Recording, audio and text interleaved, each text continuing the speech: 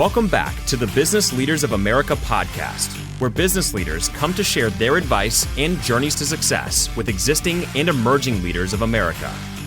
Join us as we delve into the minds of these accomplished individuals, uncovering the strategies and insights that have propelled them to the top. Whether you're an established leader or an emerging force in the business world, this podcast is your go-to source for the knowledge and inspiration needed to navigate the dynamic landscape of American business. Now, here's your host, Dylan Bloyd.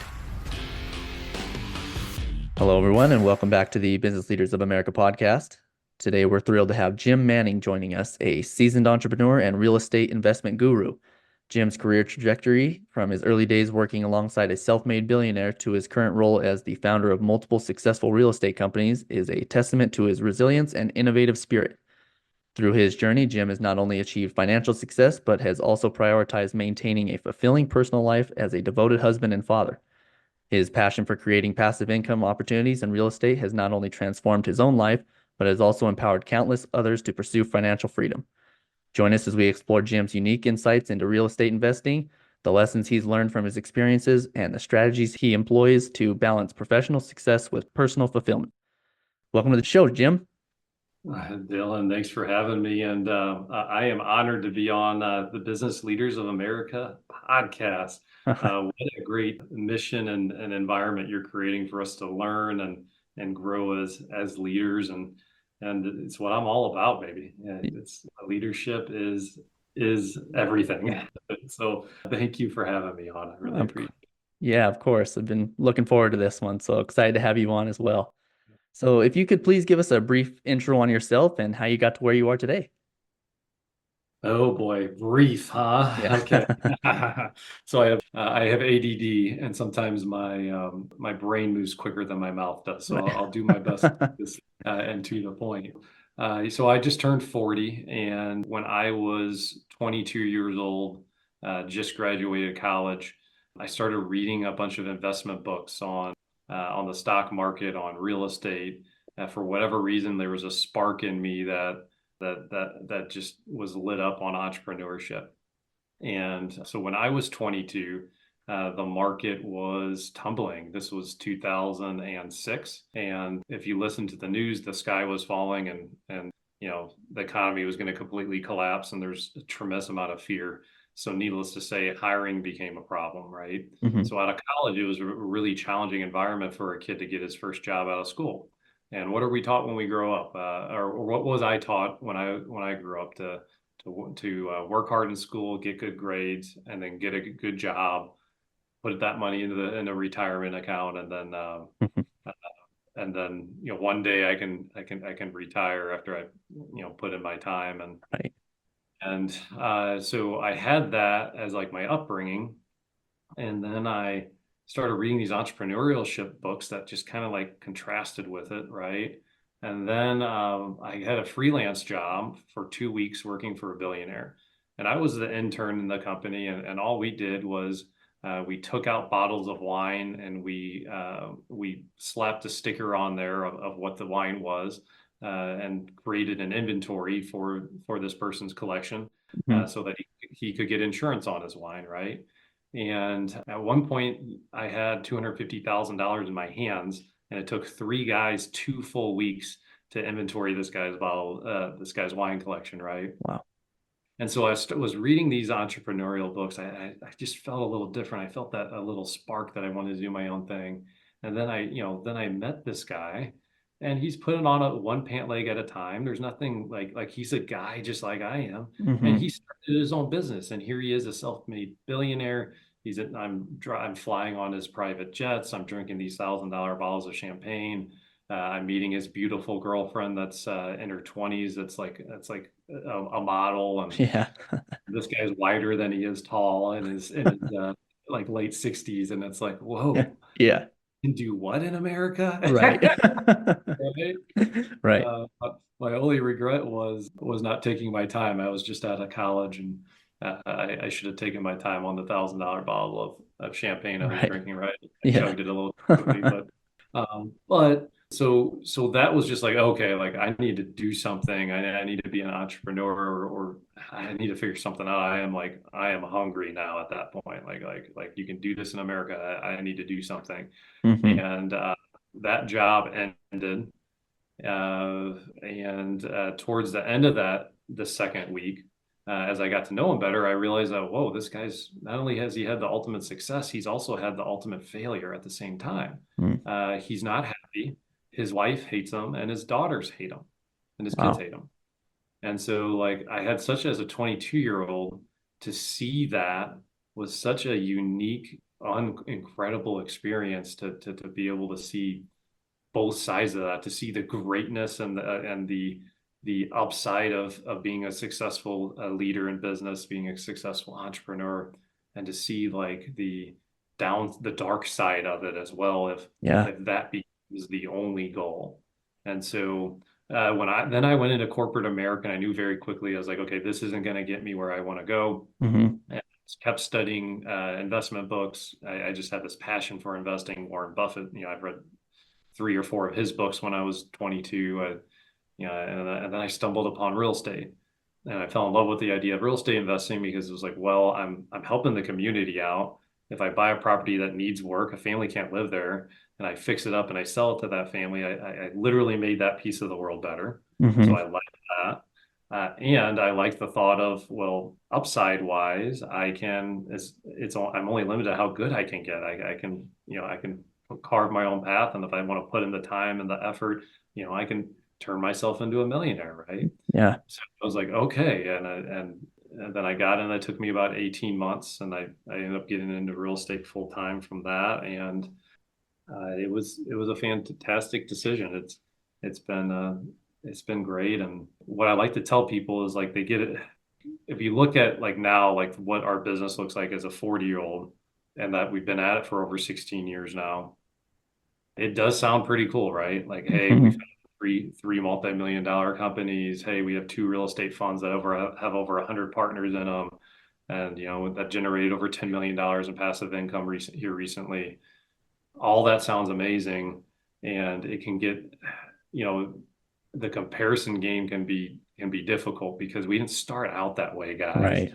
If you're like an entrepreneur or on the younger side, don't compare yourself to 40-year-old Jim, because 22-year-old Jim can't compete against 40-year-old Jim either. Right. Uh, when I started the business, I moved back home with my parents. I worked out of our unfinished basement, Mm. my parents' unfinished basement.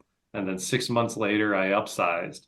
I got a 600 square foot, 1 bedroom shotgun style apartment on the hill, which is a little Italian community in our area. Or it's not only Italian anymore, but it started out as Italian, and like Yogi Berra's from the hill. It's just a little part of the city. And then I worked out of my family room for 3 years, and it was a little corner. And then and I did one deal in my first 18 months, and then I did like 5 the next year or whatever it was. Like it took me a while to get going. I didn't have As a 22-year-old, I didn't have professional sales skills. I had to learn that. Hmm. I had to learn how to work with contractors. There was just a lot I had to learn. But one thing I did have is for whatever reason, I just had this big belief in me that if that billionaire did it, I can do it too. Hmm. And just had this big dream, and every obstacle that came in, every challenge that I had, I just didn't give up, and I chose a great business partner, Ryan Wessels. I ended up in 2010. We decided to start partnering together and doing real estate deals. And then we have a good synergy in our skill set. Like we've been friends since high school, but we're fortunate that we're very different too. He's very good at things that I'm not as good at, and vice versa. When we started rocking and rolling, we got in a nice little groove. We were able to do 3 property flips at the same time, Wow. and use that as our main income. We had private individuals lending us money. So we went to a high net worth individual and said, hey, a property needs $100,000 to purchase it. Will you be our lender and give us 100% of the purchase price? And then if it needed $20,000 in repairs, Ryan and I would because the ball was moving and we were making money. We would take our profits from the last deal and throw into the next deal, right? Right. And so we were able to build it up to 3 properties at the same time, and then we got stuck for a number, and because we were focused on doing more deals so we could create more income, we were starting to get a little frustrated. Like in business, like there's growth times, and then there's times where it feels like your head's trying to bust through a ceiling and you're hitting stagnation period, huh? Yeah, and then there's times where maybe you have to step back a little bit and try and wrap your head around it to prepare yourself for growth to the next level. Right. And we got really stuck, and then what we realized is like there's these hidden obstacles in business, guys, as leaders, like you don't even that are preventing growth and preventing scale, that we don't even know are there if we're just busy doing. I'm doing the next flip. I'm calling the next contractor. I'm finding the next deal, and I just get so busy doing instead of. I mean, I know a lot of people talk about working on the business, right? But working on the business is really thinking, just thinking, right? And so what we realized is for the last 3+ years, 3 to 4 years, our structure with our private investors was prohibiting further growth because we only had so much money from the past deals to put into the next deals. And so we were limited by the amount of money that we could afford. And when we started the business, when I got in full time, I did my first flip with a partner. We each made 10 grand. And so I had a $10,000 nest egg, but that takes time. Right. You have that amount of capital to build a rehabbing business.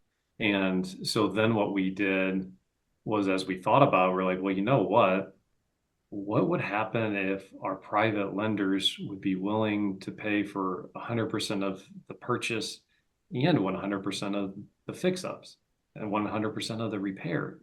And so we call our first guy up that'd been with us for a while. Hey, do you care if you just fund out the whole 150 instead of the 100,000 you've been doing? The property's worth 220 when we're done. Oh yeah, that's fine. Yeah, sure. We call all of our private lenders. They were all 100% okay with it. Now, here's one of the other things, though. Like, one of the reasons why they were okay with it. They're okay with it because we had done what we told them we were going to do. We had built that trust with them for a couple of years at that point. And if there was like one little secret to the success that we've had, it's been like our first core value of our company's trust, and it's having integrity with our thoughts, words, and actions. Having those in sync and having those in congruency. And when you build that type of trust and rapport with people, I've found that they respond and that they support you. And so once we got that obstacle figured out and we got through that, now the interesting thing happened. The potential of our company wasn't limited to how much money we had anymore. If we could raise infinite capital, we can do infinite deals. Right. So that bottleneck, that obstacle was figured out and it was resolved, and we were through it and on to the next trajectory of our growth. And then we took that model up to, I think there's a lot to it. We don't have a crazy amount of time. It's a 16-year journey, but on the flip side of things, we took that up to, we started averaging, I think it was around 2011, 2012, I started averaging 100 flips a year. Wow. And then 2015, we did like 150. And then in 2016, we decided to go hog wild, and we bought 300 houses and double the amount of deals we did. And oh my goodness, we can talk for hours about the mistake that was. At the end of the day, when we looked at our P&L, we ended up making less money than the year before. Wow. Operations team hated us. We hated us because we're working the candle at both ends trying to figure this thing out. Yeah. And we learned a lot of lessons through that on sometimes like just growing income and trying to make more money and do more deals and growing your income if it's not methodical and thought out and controlled. The operational end of things aren't thought through very thoroughly with a very purposeful plan, that can really create some issues. And so that was an interesting lesson that we learned that we Right. yeah. And then I mean, one of the things I like to kind of talk a little bit about too with this is, Dylan, is, like now, like, so the Passive Wealth Show is the name of my podcast. And one of the missions I'm on is to help give people the same blessings that in real estate investing that my family's enjoyed. Right. Mm-hmm. And teach people how to build that passive income and build their passive wealth. So up to that point, we were buying rentals, but it was never the main focus. Mm-hmm. So we first spent the first 10 years of my investing journey picking up a portfolio, growing my net worth, but just as a byproduct, like, oh, that rental looks good, we'll hold on to it. Or, Right. oh, that flip, why sell it for an $8,000 profit? We can just hold on to it because we thought we were going to get a little bit more for it. Let's just hold on to it. It's going to be a good deal long term. And we were focused so much on the deals that we do. And when you flip properties, flipping properties is income. I would love for people to, like, instead of watching HGTV and getting so excited about, oh, we could make $100,000 on a deal, think of it in terms of income. And depending on who you are, if you're like a 22-year-old Jim Manning that's excited about investing, I don't have another way to generate a lot of income. Absolutely. But if you're a small business owner, leader that has really gone down a career path that knows roofs really well, or Mm-hmm. or whatever, right? Like the majority of the time, you guys have figured out the income piece already. Yeah. So just adding more income in it it's not making any progress to getting off the hamster wheel. Mm-hmm. So we thought, oh, well, let's do more deals, let's make more money, let's go after it. But by doing the same strategy and going down down that, we were just creating more income. And so we learned the hard way was that, like, we're not going to become financially free. We're not making any progress towards that. And we're having to start out our business from square one on January 1st every year because we're doing something that there's no recurring revenue in. Mm-hmm. When we started getting hyper focused on building, on investing into and holding on to real estate, investing into or having a component of our business built around recurring revenue, that's when the game started changing for us dramatically. All of a sudden, when January 1st rolled around, hey, it's as if we're on June 1st in our old business model when we were just flipping. Yeah. Oh, it's a heck of a lot less work when we already have that foundation in place. And then Yes. January 1st rolled around again. Oh, it's like we're in September.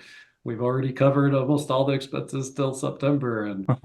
And it just becomes a true blessing. So when I sit down with people and people talk, I really like to, I think the best step, if someone's considering investing in real estate is to self-identify, like don't necessarily be so focused on what type of investing you're going to do or how you're going to do it.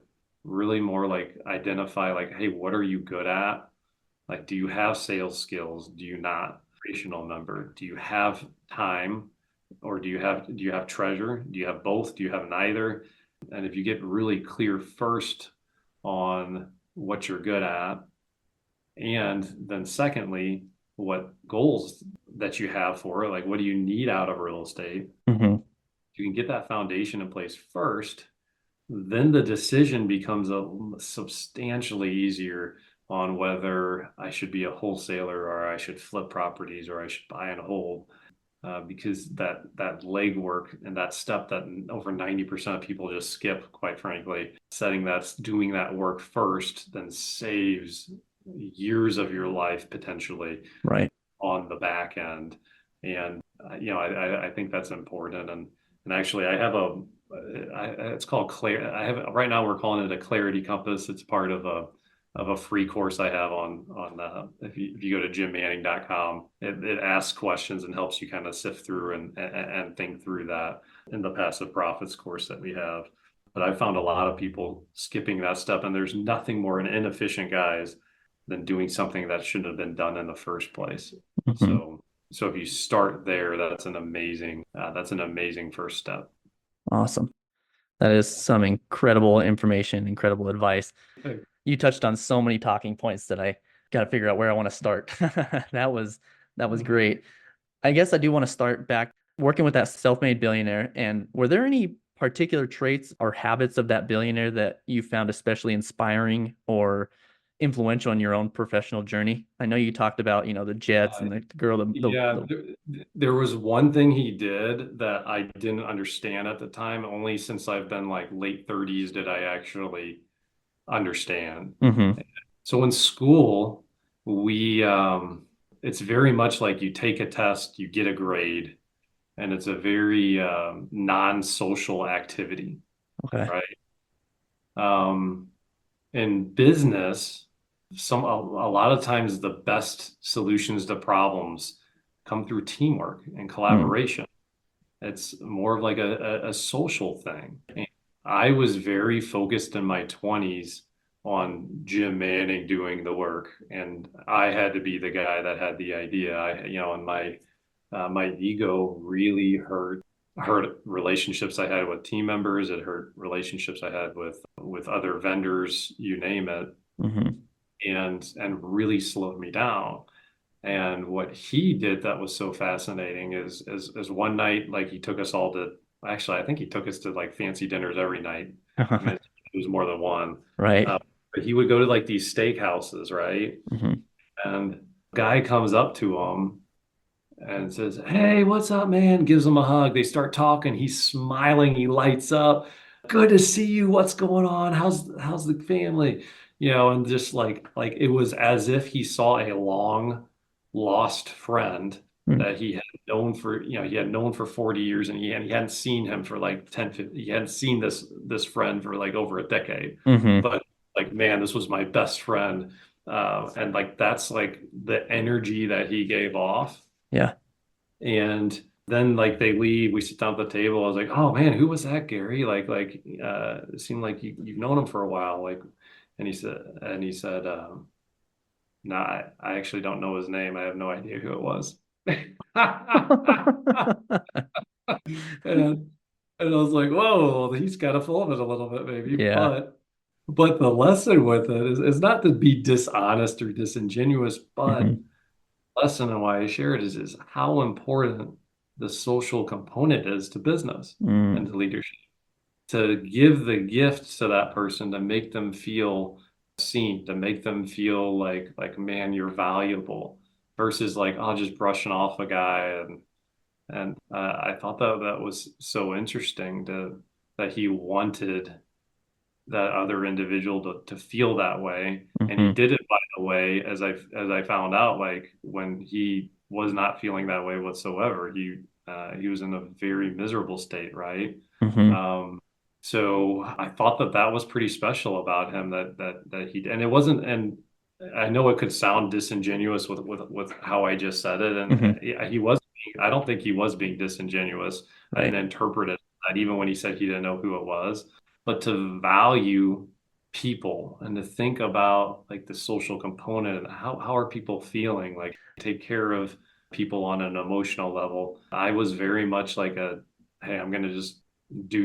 I'm going to get stuff done. I'm going to get stuff done. And it really held me back. And sometimes it still holds me back. Mm-hmm.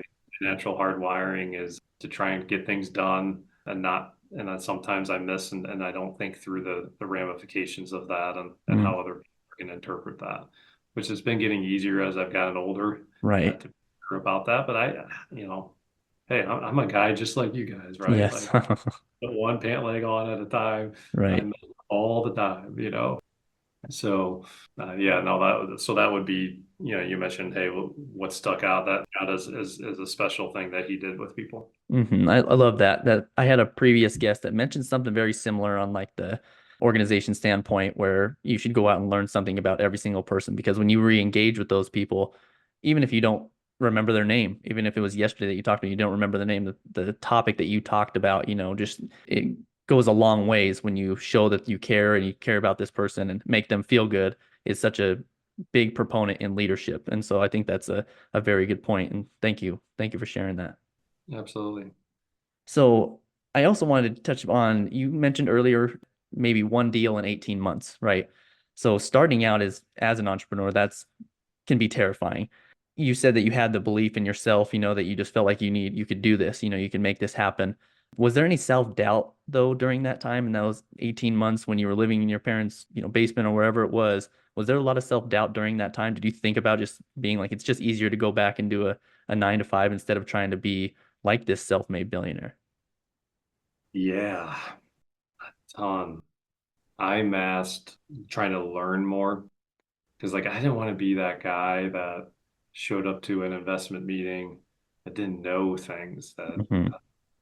that was the newbie, Right. like that was like, if I could slap myself in the head, it'd be like, oh, what a bad attitude, what a bad headspace around that. And so I had that insecurity that like I couldn't admit that I didn't know. Hmm. And so I didn't reach out to people for help. And then I also was just like, oh, well, I need to buy this course. I need to learn. I need to learn. I need to learn, which, we kind of are upbrought in the schooling system to learn that way, right? Right. Through studying. And I found that people fit in the bucket. There's people that fit in the bucket like me, and then there's the opposite side where people will do a bunch of stuff and not study either. Neither one's good, guys. Like being in the middle of learning and then doing, learning and then doing.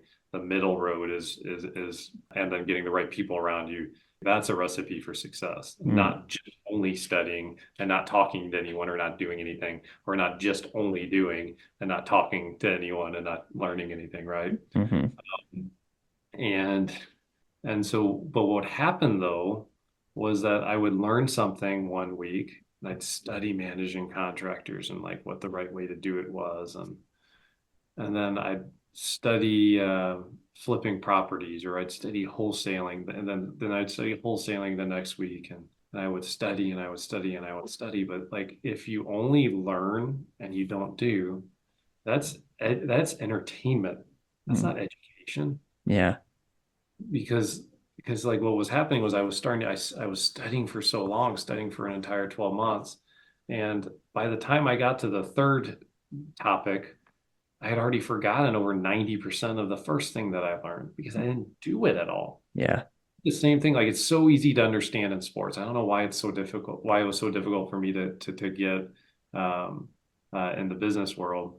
Like if I study a book on free throws, but I don't ever shoot a free throw, Hmm. how good am I to be at shooting free throws when it actually counts? How good am I to be at free throws when it's time to practice? Well, no, I mean the book doesn't is only part of the equation. It's not all of the equation. And maybe at some level I did know that.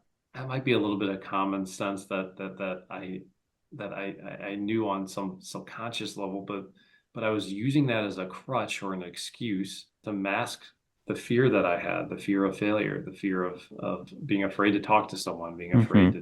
to do something or make that first mistake. And I I mean, it's a tricky thing, guys, entrepreneurship. And there's times where some of the struggles that you're having are, I mentioned the hidden thing earlier with the private lenders. And this was like, felt like a hidden problem to me too. Like I was in denial about how afraid I was. Hmm. And I said, well, I just need to learn more, and that will fill the void of the fear of doing. And the reality was, I was just kicking the can down because it takes a great leap of courage to do that first deal, to make that first phone call. And at some point, you have to take the plunge and you have to get into the game at some point. Hmm. And it doesn't matter if you've learned for 10 years or learned for 10 minutes, it takes a leap of courage. And for people that are, especially for people wired like I am, Hmm. that held me back dramatically. I mean, even as a 22-year-old, I mean, we've done 3,500 deals now. Like I had the ability to do it, Yes. right? As a team, we've done the 3,500 deals. So, I'm like the same person, but yeah, fear can be crippling, guys. And the best way to get out of it is talking to people, getting the right mentor, getting the right people around you that you can trust and rely on, and learning the right things, getting associated with people like you, Dylan, that are teaching leadership, and just know it takes a tremendous amount of courage. If you decide to be a leader at some point, I don't care if you're working for someone or working for yourself, at some point, stuff's going to hit the fan. Yes. And it takes courage to solve problems, and it takes courage to get yourself to that next level, courage to do the hard thing. And when you make more money than your expenses, not buy that nice car, but save the money and invest it into something. Right. Just because it's a simple concept doesn't mean it's an easy concept either to do. Like, this is a hard thing. I think you've hit every point on this. I love the sports analogy about practicing the free throws. Even to that, there's a vulnerability side of this. You have to push past that fear to reach out to individuals who have made it, because I've actually learned myself, that when I first started, even just this podcasting, there was a lot of people that are willing to help you out and give you ideas, and you're not paying them to do that. People are willing to help you if you just reach out and ask, and that has been a huge learning lesson for me and has helped me scale a little faster than I think I would have if I would have just tried to do it on my own. So that's a very good point. In all industries, people just need to find people on LinkedIn or other social medias where you can find out where people have made it and what they've done. And if you reach out, you'll be surprised of how many people are willing to help you out and give you advice on things and make it a little bit easier because they've probably tried these issues and made mistakes that they can help you avoid, right?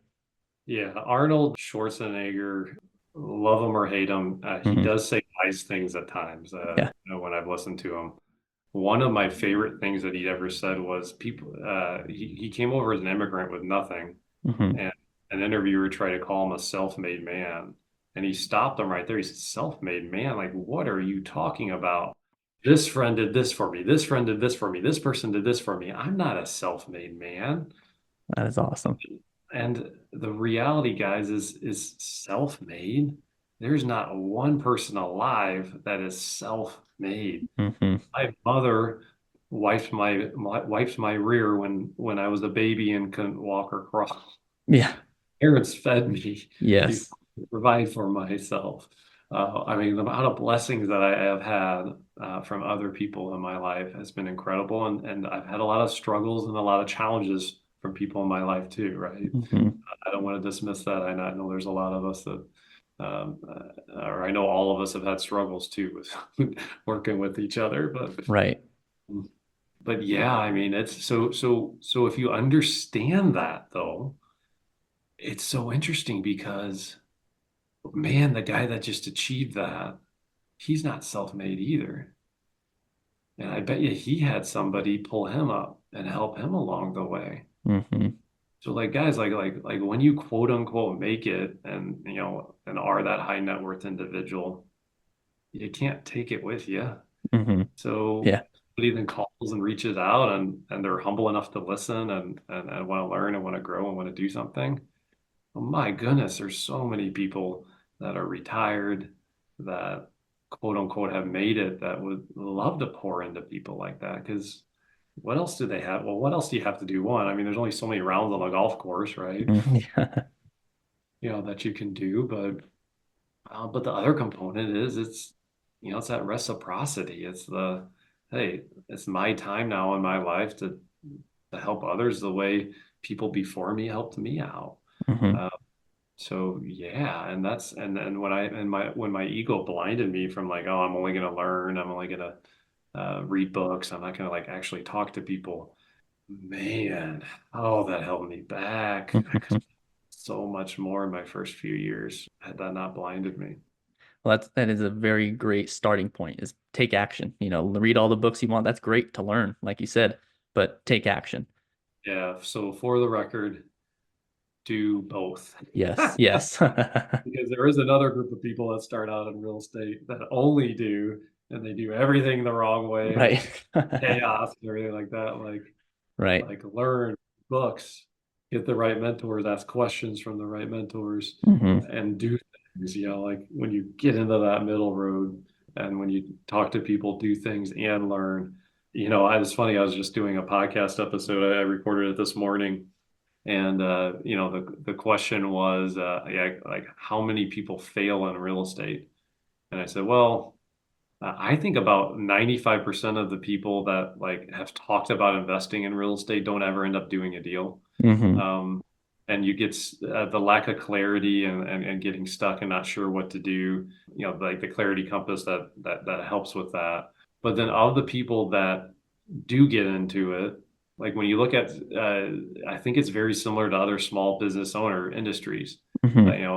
About 20% fail in the first year, 50% after 5 years. I think it's around 60% close up shop after 10 years. And the interesting part about it, though, is like you look at those numbers and it can be very intimidating. Mm-hmm. But I don't think they're accurate. I think the people that show up that are humble enough to ask for advice and will do what they say they're going to do, those people are very unlikely to fail because at some point you're gonna figure it out. Like when you have that persistence and have that learning headspace, and out of those people, yeah, there might be a business that gets closed down because there's a new business starting up or a new opportunity comes up. Mm-hmm. So a lot of that percentage of 60% after 10 years that close up shop, I think a high percentage of it is just like life changed and I have this other opportunity. So I'm going to close this current business down. It's Right. not like that 60% like didn't make any money along the way. Yeah. Very much made money. It's just something changed in their life and it was time for a new interest, time for something different. So yeah, I think a very high percentage of small business owners that get going that show up every day and do the work succeed at making money and paying the bills. Mm-hmm. Yeah, and being humble enough to understand that it's not probably going to be an overnight success. It's like you said, that it could be 18 months in one deal, and just being persistent and getting to that goal and being confident in yourself to keep pushing forward. And a lot of the people that it sounds like they've made it haven't, because there are people that talk bigger than the reality of their Right. situation. Yeah, absolutely. Yeah, just don't judge someone's outsides by your insides. Mhm. You know. Yes, I love that. Yeah. So I did want to shift gears a little bit. You're a family man, so I did want to kind of touch on that point. And how have you managed to balance your professional success with your responsibilities as a husband and father? So I haven't been perfect at this. Like I don't want to sound like this perfect person because I'm not, far from it. The times when, like work-life balance, like our leadership team was just talking about this the other day. Work-life balance is kind of silly to me because for one, like we spend a lot of our time working. Mm-hmm. So to like it implies that we don't enjoy what we do, So like to me, Mm-hmm. it's like, I don't know, like how work-life balance I want to be. Like I think I want to just enjoy my life Yeah. and enjoy Yes. everything. Right. So there's that. But like the first thing that starts out is like if you take the time to write a personal vision and who you are, who you want to stand for, and what you want to be, then the next step is to have integrity with that. So for me, my priorities are God, family, and then work. Mm. And what's messed up about it is the work part of it is I want to achieve the same thing that billionaire that I met achieved. Mm-hmm. So I have the same massively big goals as many people listening to this podcast have, right? Like, hey, Yes. I want to do the pinnacle of business success, but I'm not willing. I, I, I'm going to measure my success by what I gave up to get it. I'm Mm. not willing to give up everything to get it. If that's the cost and that's what it would take, nah, it's not worth it. Right. Tell you that friends I have that talk to friends or like, hey, I got this guy that's worth $500 million. I'm friends with him. I just had coffee with him, and he's miserable. He would write a check for his entire net worth. That meant he could have a take back with his family, take back with his wife, and have the relationship stronger and not have the challenges that he's having on a personal level. Right. That story over and over again. I get y'all listening have heard that, and yet it's so easy to lose sight of that and lose sight of the priorities. So how I've prioritized and done all of this. First thing to realize is sounds pretty cool, right? I have two real estate funds. We have over 100 partners in them. They generated over $10 million here recently. We have 3 other real estate companies that are running without me. I check in once a week on them. Like, that Yeah. sounds amazing. But like, I didn't start out like that. Yeah. Amazon, I've been doing this a while. It's been 16 years, guys. Amazon, you know what they did? They started out selling books Hmm. for like, I think it was 2 or 3 years. And then they made a huge leap. They then went into CDs. For those of you youngins, that's how you used to listen to music. It was look it up, Google it Right. if you're too young for that.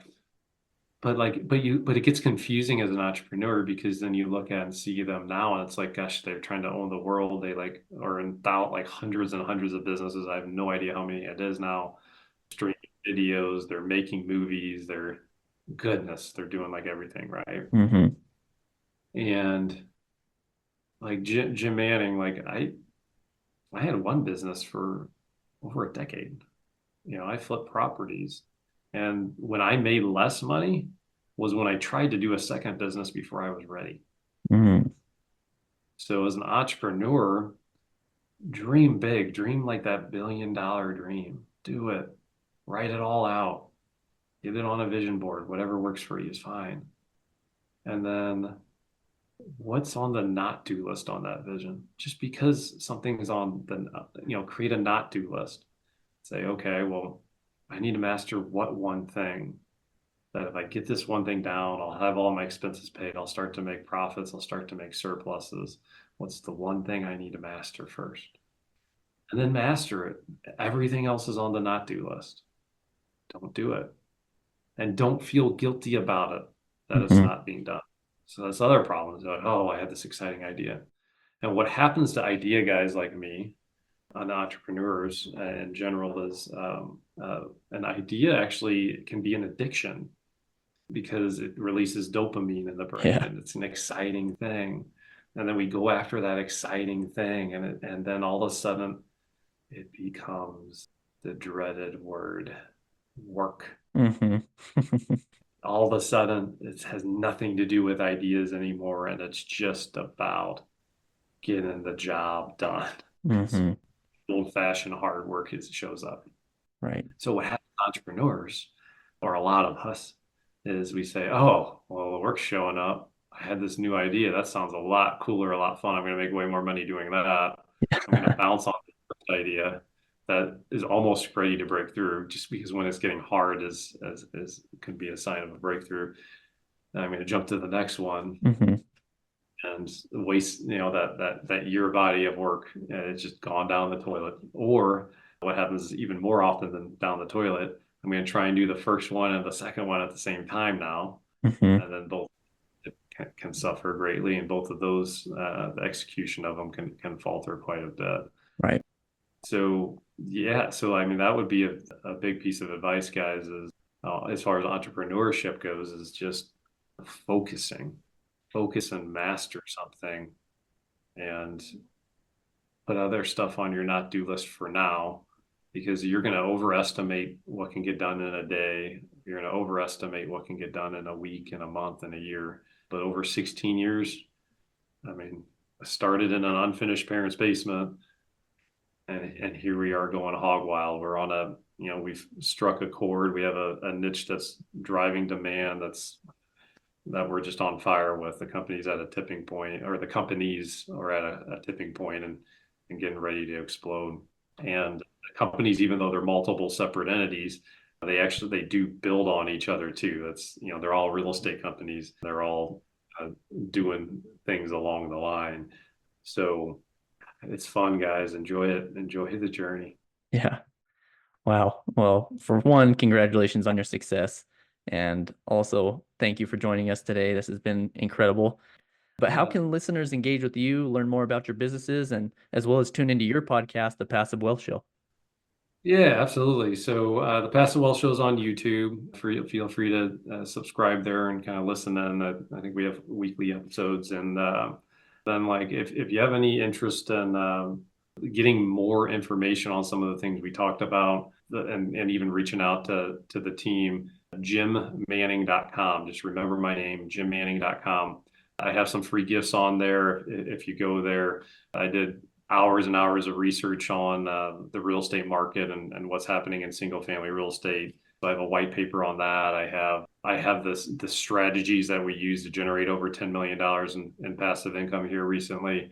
I have a course that's 100% free on that. So if you want to actively invest into real estate and you're just looking for some ideas on some options and some strategies that you can do, sign up, fill out the form, and take a look at the strategies that have worked for us at a high level. And, all the stuff's free. We're just at a place in our lives where we make enough doing real estate deals. Like I don't need to charge somebody $5,000 for a course that took me a couple months to do. Mm-hmm. We have for people that are busy, they have treasure, but they don't necessarily have time. We have a how to invest into your first real estate fund course. How do you sharpen that pencil as a passive investor? So we have a course there for for people that want to invest passively as well. And so if you go to the website, fill out the form, you'll get access to all those courses. And then if you have an interest in learning more about our real estate funds as well, I think there's a little box on the web form. Just mark yes that you'd like to learn more about that. At the time of this recording, we have some real estate and some availability to partner, but depending on when you listen to this, we may or may not have anything available. So just if you mark yes, you'll kind of get on our list to let you know when we have something. The reality is that there's a lot of capital out there, and our team can only do so many deals. So my goal though with the Passive Wealth Show is to really how can I give back? Can I make people smarter investors? And feel good about that, and open up the door to passive wealth and all the joys and all the beautiful things for people's families that I know investing has meant for my family. So check it out, jimmanning.com. Awesome. Yeah, for any of the listeners, if you're looking to get into investing, I highly recommend checking that out. Not often are you going to find free courses to get your journey going in real estate. So I do really appreciate that you're giving back, Jim. That is huge, man. So thank you for that. And again, any of the listeners, if you guys are looking into that, make sure you go to jimmanning.com. All right, thanks, Neil. Appreciate it. Yeah. So I do have one more question before we go. So what best advice do you have to offer to individuals who are just starting out in real estate investing and maybe unsure of their path forward? I guess in addition to your free courses on your website. Yeah. So if you're just starting out, take the time to assess, be brutally honest with yourself on what your skills are. Okay. Like, what are you good at? Are you more of like a sales type of personality? Are you more of an operations person? Get feedback from other people. Like, hey, what do you think I'm good at? Because when I was young, I actually I thought what a salesperson was like a used car salesperson kind of stereotype, right? Like I really like salesperson was almost like a dirty word in my family. Right. So I would have told you like as a 22-year-old that, oh no, sales isn't for me. I wouldn't be good at that. And then, as I've, shifted my headspace around, like it was so bad, the headspace around what a salesperson was so bad for me that I didn't think I was a salesperson. And I got my real estate license. And a real estate license is called a real estate salesperson. It's on the actual license. Right. Over 3 years to realize I was in sales. Yeah. It's like, the naive, how naive, right? But then come to find out about sales is really like my style, like what works for me. And I know so many others is asking questions and trying to help people like, hey, is what I have to offer the best solution for you or not? And if it's not, I'll refer you to somebody else. And that, like, I've come to love sales because I do really enjoy helping people. And then as I've taken personality assessments, I fit like a salesperson's like profile. So be careful if you're younger. You might actually have natural hardwiring and be good at something that you don't think you would be, right? Yeah. So get advice from other people. There's a disc profile, there's other personality assessments out there. Those are really helpful starting points. And then so once like kind of figure out like what you can be good at, that's step one. And then step two would be to to write down a personal vision and goals for what you want out of real estate investing.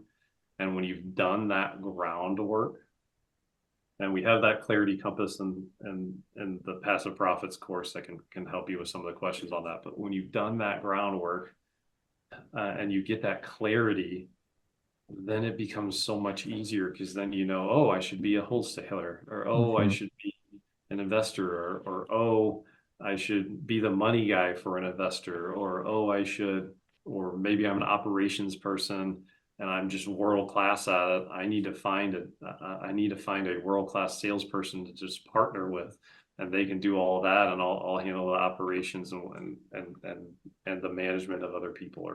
But when you get self-aware of your skill set, not any one person has to be the end all be all of everything. But when you know what you're really good at, then the goal of being an entrepreneur, like a leader and a business owner, is then you can plug in other team members on the things that maybe you're deficient at or you're not as good at. And then that's really when magic can happen. So doing that work first. The interesting thing is I didn't say one thing about studying real estate and investing, right? Because I mean, I could spend another 50 years studying all the different techniques in real estate investing, but that each one of those techniques is worth millions of dollars, by the way. But there's only a couple that my natural hardwiring, what I'm good at, what my market like what's a groove for the market I'm in. There's really only a couple that is the best right answer for me, Jim Manning, or you, Dylan, or whoever is listening. So skipping that step, which is what I see most people do, creates a fogginess. And when you're foggy on something, then it's all on procrastinating. I should be doing more. I should be learning more. Why can't I get going? And then everything gets unclear and hazy. And what I've found is that is actually, it's not procrastinating. It's like, I don't know what to do. I don't know where to start. Well, you haven't, if you skip those steps, then yeah, of course you don't know what to do. You haven't done the work first to figure out what you want your life to be about, to figure out what your goals are.